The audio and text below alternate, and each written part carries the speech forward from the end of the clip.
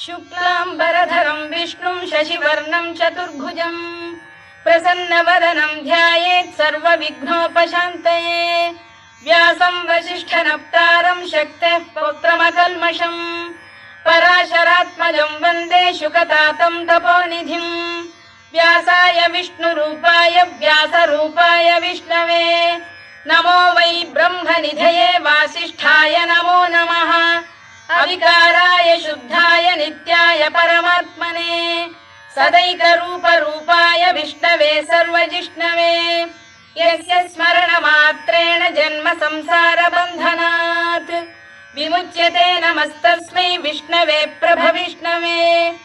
ॐ नमो विष्णवे प्रभविष्णवे। श्रीवैशम्पायन उवाच श्रुत्वा धर्मानशेषेण पावनानि च सर्वशः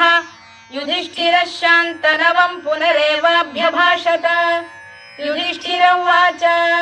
किमेकं दैवतं लोके किं वाप्येकं परायणम् स्तुवन्तः कङ्कमर्चन्तः प्राप्नुयुर्मानवा शुभम्। को धर्मः सर्वधर्माणां भवतः परमो मतः किं जपन्मुच्यते जन्तुर्जन्म संसारबन्धनात्। श्रीभीष्म उवाच जगत्प्रभुं देवदेवमनन्तं पुरुषोत्तमम् स्तुवन्नाम सहस्रेण पुरुषः सततोत्थितः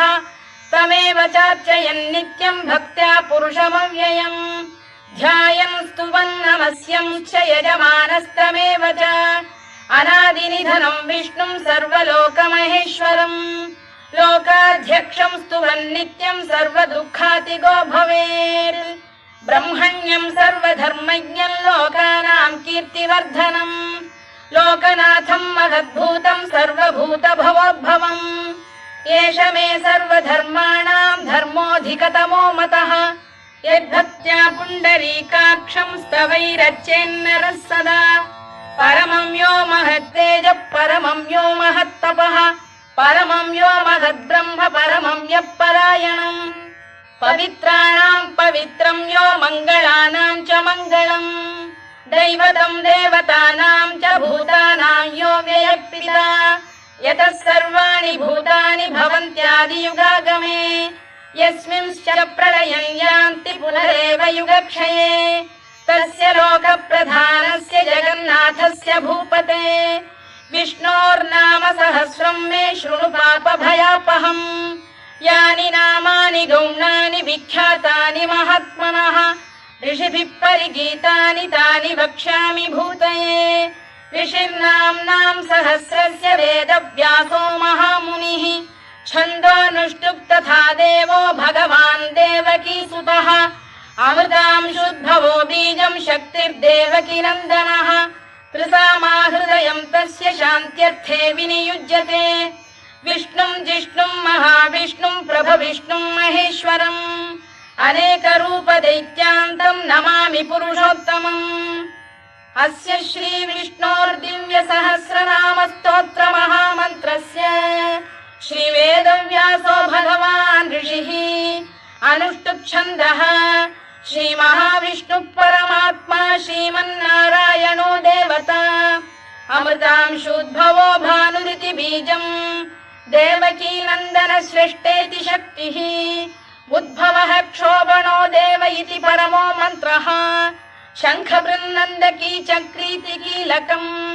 शार्ङ्गधन्वा गदाधर इत्यस्त्रम् रथाङ्गपाणिरक्षोभ्य इति नेत्रम् त्रिसामासामरः सामेति कवचम् आनन्दं परब्रह्मेति योनिः ऋतुः सुदर्शनकार इति दिग्बन्धः श्रीविश्वरूप इति ध्यानम् श्रीमहाविष्णुप्रीत्यर्थे सहस्रनाम जपे विनियोगः। ध्यानम् क्षीरोदन्वत्प्रदेशे शुचिमणिविलसत्सैकते मौक्तिकानाम् मालाक्लुप्तासनस्थस्फटिकमणिनिभैर्मौक्तिकैर्मण्डिताङ्गः शुभ्रैरभ्रैरदभ्रैरुपरि विरचितैर्मुक्तपीयूषवर्षैः आनन्दीनः पुनीयादरिनलिन गदा शङ्खपाणिर्मुकुन्दः भूः पादौ यस्य नाभिर्वियदसुरनिलश्चन्द्रसूर्यौ च नेत्रे कर्णावाशा शिरोद्यौर्मुखमपि दहनो यस्य वास्तेयमब्धिः अन्तस्थं यस्य विश्वं सुरनरखगो भोगि गन्धर्वदैत्यैः चित्रं रम्यते तं त्रिभुवन वपुषं विष्णुमीशं नमामि। ॐ नमो भगवते वासुदेवाय।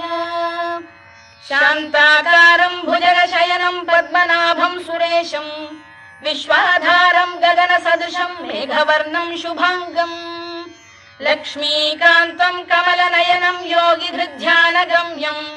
वन्दे विष्णुं भवभयहरं सर्वलोकैकनाथम्।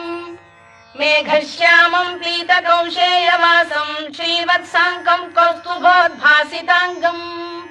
पुण्योपेतं पुण्डरीकायताक्षं विष्णुं वन्दे सर्वलोकैकनाथम्।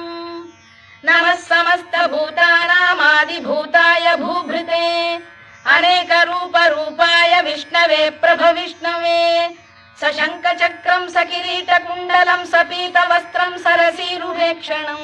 सहारवक्षस्थलशोभिकौस्तुभं नमामि विष्णुं शिरसा चतुर्भुजम्।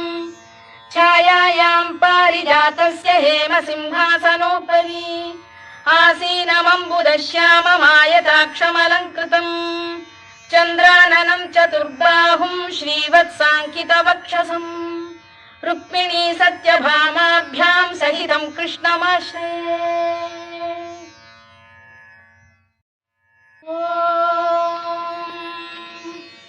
विश्वं विष्णुर्वषत्कारो भूतभव्य भवत्प्रभुः भूतभृद्भावो भूतात्मा भूतभावनः भूतात्मा परमात्मा च मुक्तानां परमागतिः अव्ययः पुरुषः साक्षी क्षेत्रज्ञोऽक्षर एव च योगो योगविदां नेता प्रधानपुरुषेश्वरः नारसिंहवपुः श्रीमान् केशवः पुरुषोत्तमः सर्वः शर्वः शिवस्थाणुर्भूतादिर्निधिरव्ययः सम्भवो भावनो भर्ता प्रभवः प्रभुरीश्वरः स्वयंभूः शम्भुरादित्यः पुष्कराक्षो महास्वनः अनादिनिधनो धाता विधाता धातुरुत्तमः अप्रमेयो ऋषिकेशः पद्मनाभोऽमरप्रभुः विश्वकर्मा मनुस्पष्टा स्थविष्ठस्थविरो ध्रुवः अग्राह्यः शाश्वतः कृष्णो लोहिताक्षप्रदर्दनः प्रभूतस्त्रिककुब्धाम पवित्रं मङ्गलं परम् ईशानः प्राणदः प्राणो ज्येष्ठः श्रेष्ठः प्रजापतिः हिरण्यगर्भो भूगर्भो माधवो मधुसूदनः ईश्वरो विक्रमी धन्वी मेधावी विक्रमक्रमः अनुत्तमो दुराधर्षः कृतज्ञः कृतिरात्मवान् सुरेशः शरणं शर्म विश्वरेताः प्रजाभवः अधः संवत्सरो व्यालः प्रत्ययः सर्वदर्शनः अजः सर्वेश्वरः सिद्धः सिद्धिः सर्वादिरच्युतः वृषाकपिरमेयात्मा सर्वयोगविनिसृतः वसुर्वसुमनः सत्यः समात्मा संमितः समः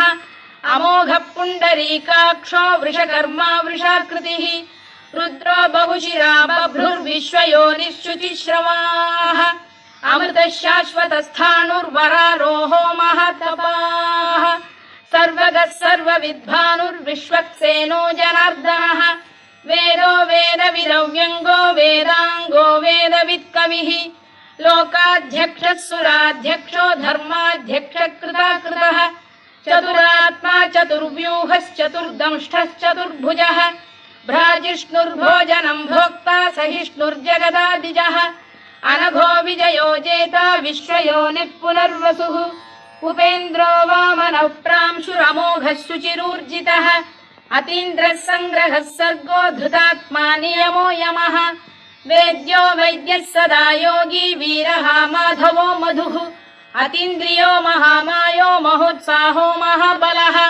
महाबुद्धिर्महावीर्यो महाशक्तिर्महाद्युतिः अनिर्देश्य वपुः श्रीमान् अमे आत्मा महाधृधृत् महेश्वासो महीभर्ता श्रीनिवासः सताङ्गतिः अनिरुद्धः सुरानन्दो गोविन्दो गोविदाम्पतिः मरीचिर्दमनो हंसः सुपर्णो भुजगोत्तमः हिरण्यनाभः सुतपाः पद्मनाभः प्रजापतिः अमृत्युः सर्वदृक्सिंहः सन्धाता सन्धिमान् स्थिरः अजो दुर्मर्षणः शास्ता विश्रुतात्मा सुरारिः गुरुर्गुरुतमो धाम सत्यः सत्यपराक्रमः निमिषो निमिषस्रग्वी वाचस्पतिरुदारधीः अग्रणी श्रीमान् न्यायो नेता समीरणः सहस्रमूर्धा विश्वात्मा सहस्राक्षः सहस्रपात् आवर्तनो निवृत्तात्मा संवृतः सम्प्रमर्दनः अधः संवर्तको वह्निरनिलो धरणीधरः सुप्रसाद प्रसन्नात्मा विश्वधृक् विश्वभुग्विभुः सत्कर्ता सत्कृतः साधुर्जह्नुर्नारायणो नरः असंख्येयो प्रमेयात्मा विशिष्टः शिष्टकृच्छुचिः सिद्धार्थः सिद्धसङ्कल्पः सिद्धिदः सिद्धिसाधनः वृषाही वृषभो विष्णुर्वृषपर्वा वृषोदरः वर्धनो वर्धमानश्च विविक्तः श्रुतिसागरः सुभुजो दुर्धरो वाग्मी महेन्द्रो वसुदो वसुः नैकरूपो बृहद्रूपः शिपिविष्टप्रकाशनः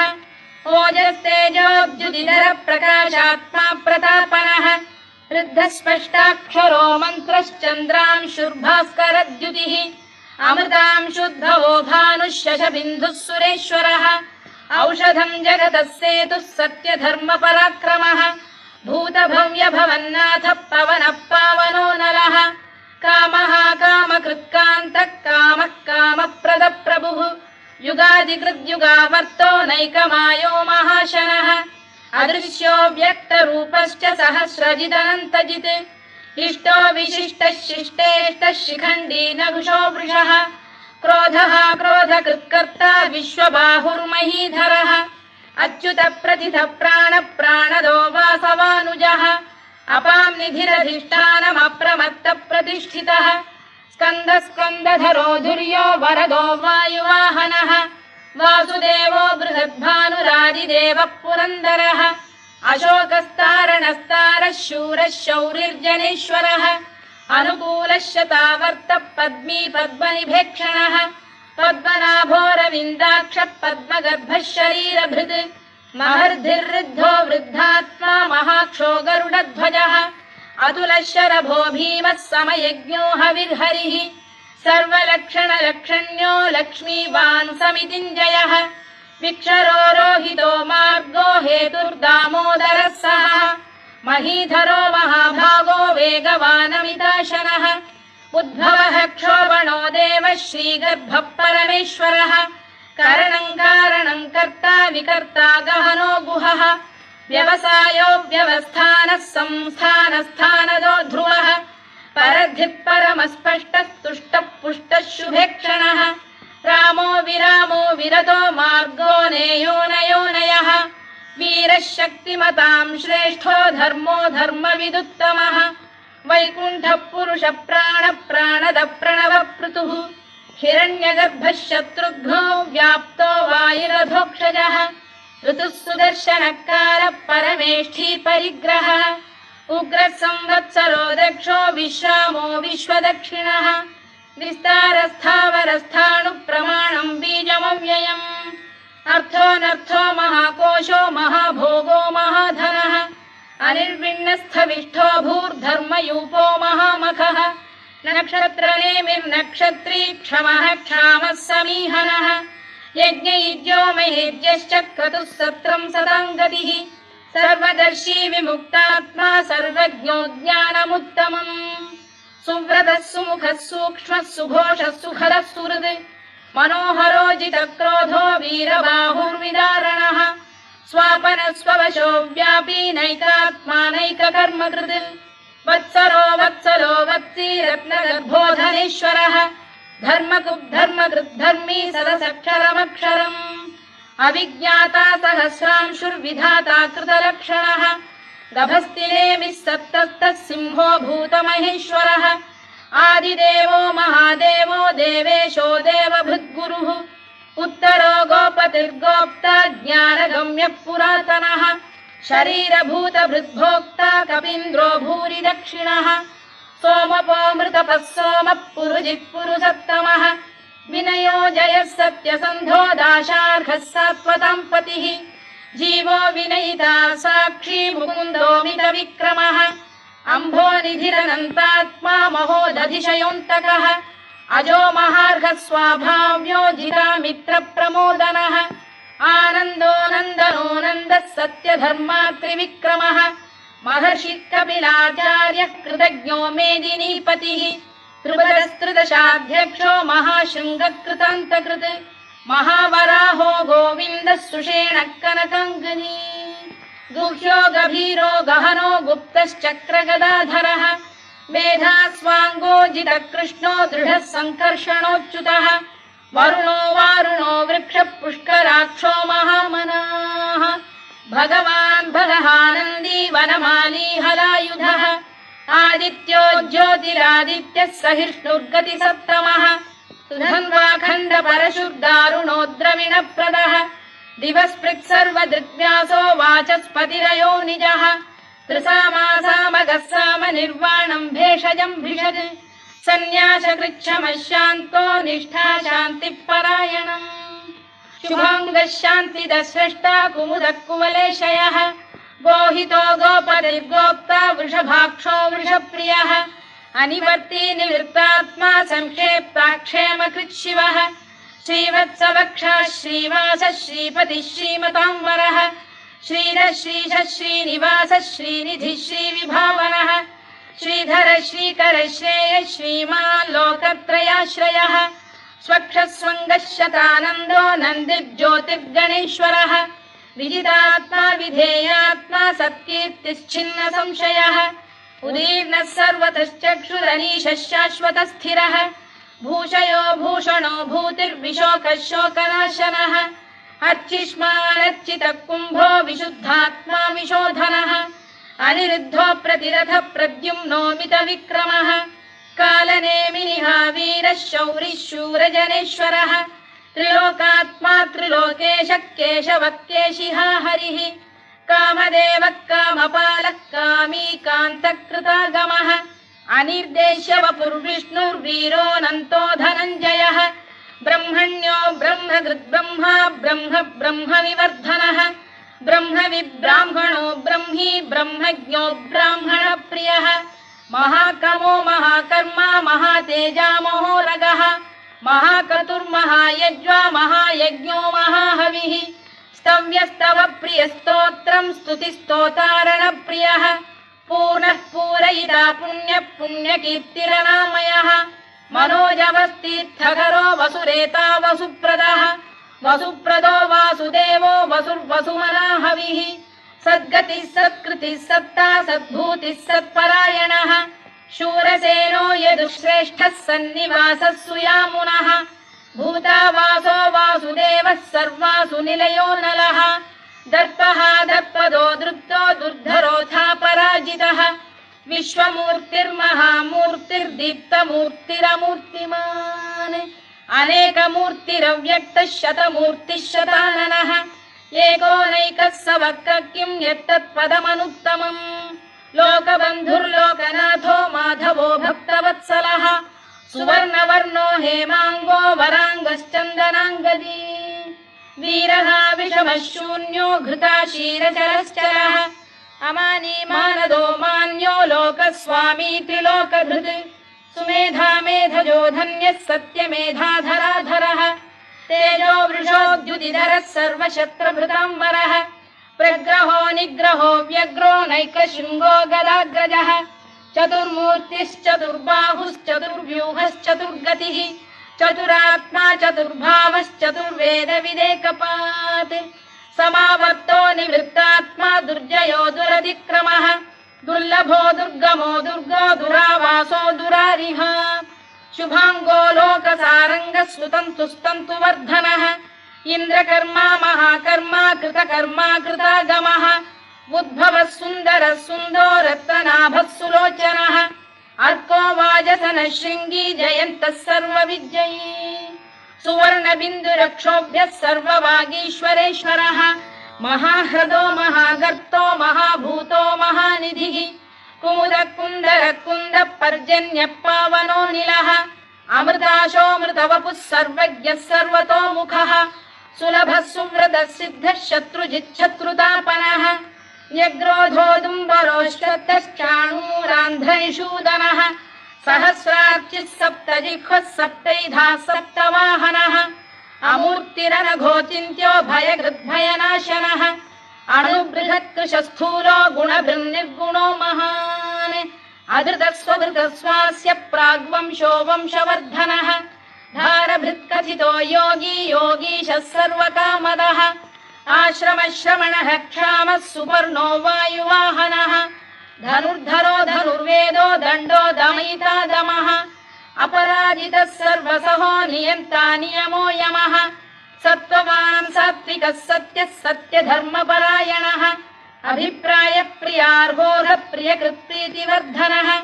विहाय सगदिर्ज्योतिः सुरुचिर्कुतभुग्विभुः रविर्विरोचनः सूर्यः सवितारविलोचनः अनन्तो हुतभुग्भोक्ता सुखदो नैकजोऽग्रजः अनिर्विण्णः सदामर्षी लोकाधिष्ठानमद्भुतः सनातनतमः कपिलः कपिरव्ययः स्वस्तिदः स्वस्तिकृत् स्वस्ति स्वस्ति भुक् स्वस्ति दक्षिणः आरौद्रः कुण्डली चक्री विक्रम्यूर्जितशासनः शब्दातिगः शब्दसः शिशिरः शर्वरीकरः अक्रूरपेशलो दक्षो दक्षिणः क्षमिणां वरः विद्वत्तमो वीतभयः पुण्यश्रवणकीर्तनः उत्तारणो दुष्कृतिः पुण्यो दुःस्वप्रनाशनः वीरः रक्षणः सन्तो जीवनपर्यवस्थितः अनन्तरूपोऽनन्तश्रीर्जितमन्युर्भयापहः चतुरश्रो गभीरात्मा विदिशो व्यादिशो दिशः अनादिर्भूर्भुवो लक्ष्मीः सुवीरो रुचिराङ्गदः जननो जनजन्मादिर्भीमो भीमपराक्रमः आधारनिलयो धाता पुष्पहासप्रजागरः ऊर्ध्वगः सत्त्वथाचार प्राणदः प्रणवप्रणः प्रमाणं प्राणनिलय प्राणभृत्प्राणजीवनः तत्त्वं तत्त्वविदेकात्मा जन्म मृत्युजरातिगः भूर्भुवः स्वस्तरुस्तारः सविता प्रपितामहः यज्ञो यज्ञपतिर्यज्वा यज्ञाङ्गो यज्ञवाहनः यज्ञभृद्यज्ञकृद्यज्ञी यज्ञभुग्यज्ञसाधनः यज्ञान्तकृद्यज्ञगुह्यमन्नमन्नाद एव च आत्मयोनिः स्वयं जातो वैखानः सामगायनः देवकीनन्दनः स्रष्टा क्षितीशः पापनाशनः शङ्खबृन्नन्दकी चक्री शार्ङ्गधन्वा गदाधरः तथाङ्गपाणिरक्षोभ्यः सर्वप्रहरणायुधः सर्वप्रहरणायुधो नम इति वनमाली गरीशाङ्गी शङ्खी चक्री च नन्दकी श्रीमान्नारायणो विष्णुर्वासुदेवोऽभिरक्षतु वनमाली गरीशाङ्गी शङ्खी चक्री च नन्दकी श्रीमान्नारायणो विष्णुर्वासुदेवोऽभिरक्षतु वनमाली गरीशाङ्गी शङ्खी चक्री च नन्दकी श्रीमान्नारायणो विष्णुर्वासुदेवोऽभिरक्षतु इतीदं कीर्तनीयस्य केशवस्य महात्मनः नाम्नां सहस्रं दिव्यानामशेषेण प्रकीर्तितम् य इदं शृणुयात् नित्यं यश्चापि परिकीर्तयेत् नाशुभं प्राप्नुयात् किञ्चित् सोमुत्प्रेह च मानवः वेदान्तगो ब्राह्मणः स्यात् क्षत्रियो विजयी भवेत् वैश्यो धनसमृद्धः स्यात् शूद्रः सुखमवाप्नुयात् धर्मार्थी प्राप्नुयात् धर्ममर्थार्थी चार्थमाप्नुयात् कामानवाप्नुयात् कामी प्रजार्थी चाप्नुयात् प्रजाम् भक्तिमान् यः सदोत्थाय शुचिस्तद्गतमानसः सहस्रं वासुदेवस्य नाम्नामेतत्र कीर्तयेत् यशः प्राप्नोति विपुलं याति प्राधान्यमेव च अचलां श्रियमाप्नोति श्रेयः प्राप्नोत्यनुत्तमम् न भयं क्वचिदाप्नोति वीर्यं तेजश्च विन्दति भवत्यरोगोद्युतिमान् बलरूपगुणान्वितः रोगार्तो मुच्यते रोगात् बद्धो मुच्येत बन्धनात् भयान्मुच्येत भीतस्तु मुच्येतापन्न आपदः दुर्गाण्यतितरत्याशु पुरुषः पुरुषोत्तमम् सुवन्नाम सहस्रेण नित्यं भक्तिसमन्वितः वासुदेवाश्रयो मर्त्यो वासुदेवपरायणः सर्वपापविशुद्धात्मा याति ब्रह्म सनातनम् न वासुदेव भक्तानामशुभं विद्यते क्वचित् जन्म मृत्युजरा व्याधि भयं नैवोपजायते इमं स्तवमधीयानः श्रद्धा भक्ति समन्वितः युज्येतात्मसुखक्षान्तिः श्रीधृतिस्मृतिकीर्तिभिः न क्रोधो न च मात्सर्यं न लोभो न शुभामतिः भवन्ति कृतपुण्यानां भक्तानां पुरुषोत्तमे द्यौः स चन्द्रार्कनक्षत्राखं दिशो भूर्महो दधिः वासुदेवस्य वीर्येण विधृतानि महात्मनः ससुरासुरगन्धर्वं स यक्षोरगराक्षसम् जगत्वशे वर्ततेदं कृष्णस्य सचराचरम् इन्द्रियाणि मनोबुद्धिः सत्त्वं तेजो बलं धृतिः वासुदेवात्मकान्याहुः क्षेत्रं क्षेत्रज्ञ एव च सर्वागमानामाचार प्रथमं परिकल्पते आचार प्रभवो धर्मो धर्मस्य प्रभुरच्युतः ऋषयः पितरो देवा महाभूतानि धातवः जङ्गमा जङ्गमं चेदं जगन्नारायणोद्भवम् योगो ज्ञानं तथा साङ्ख्यं विद्या शिल्पादिकर्म च वेदाः शास्त्राणि विज्ञानमेतत् सर्वं जनार्दनात् एको विष्णुर्महद्भूतं पृथग्भूतान्यनेकशः त्रीन् लोकान् व्याप्य भूतात्मा भुङ्क्ते विश्वभुवव्ययः इमं स्तवं भगवतो विष्णोर्व्यासेन कीर्तितम् पठेद्य इच्छेत् पुरुषः श्रेयत् प्राप्तुं सुखानि च विश्वेश्वरमजं देवं जगतः प्रभुमव्ययम् भजन्ति ये पुष्कराक्षं न ते यान्ति पराभवम् न ते यान्ति पराभवम् ओन्नमयिति अर्जुनोवाच पद्मपत्र विशालाक्ष पद्मनाभसुरोत्तमा भक्तानामनुरक्तानां त्राता भव जनार्दन श्रीभगवानुवाच यो मां नाम सहस्रेण स्तोतुमिच्छति पाण्डव सोऽहमेकेन श्लोकेन स्तुत एव न संशयः स्तुत एव न संशयोऽन्नमयिति व्यास उवाच वासनाद्वासुदेवस्य वासितं भुवनत्रयम् सर्वभूतनिवासोऽसि वासुदेव नमोऽस्तु ते वासुदेव नमोऽस्तु ते ओन्नमयिति पार्वत्युवाच केनोपायेन लघुना विष्णोर्नाम सहस्रकम् पठ्यते पण्डितैर्नित्यं श्रोतुमिच्छाम्यहं प्रभो ईश्वर उवाच श्रीराम राम रामेति रमे रामे मनोरमे सहस्रनाम तत्तुल्यं राम नाम वरानने श्रीराम राम रामेति रमे रामे मनोरमे सहस्रनाम तत्तुल्यं राम नाम वरानने श्रीराम राम रामेति रमे रामे मनोरमे सहस्रनाम तत्तुल्यं राम नाम वरानने राम नाम वरानन ओन्नमयिति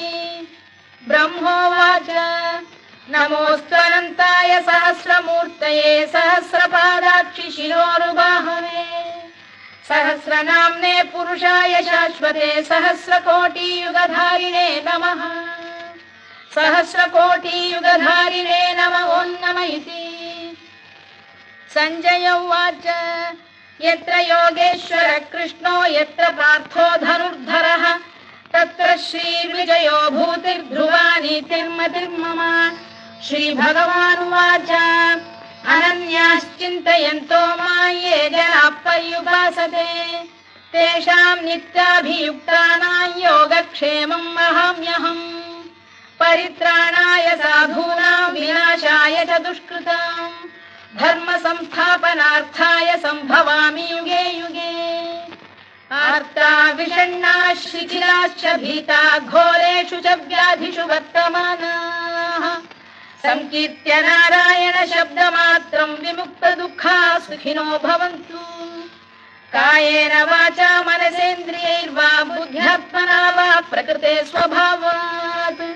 करोमि यद्यत् सकलं परस्मै नारायणायेति समर्पयामि।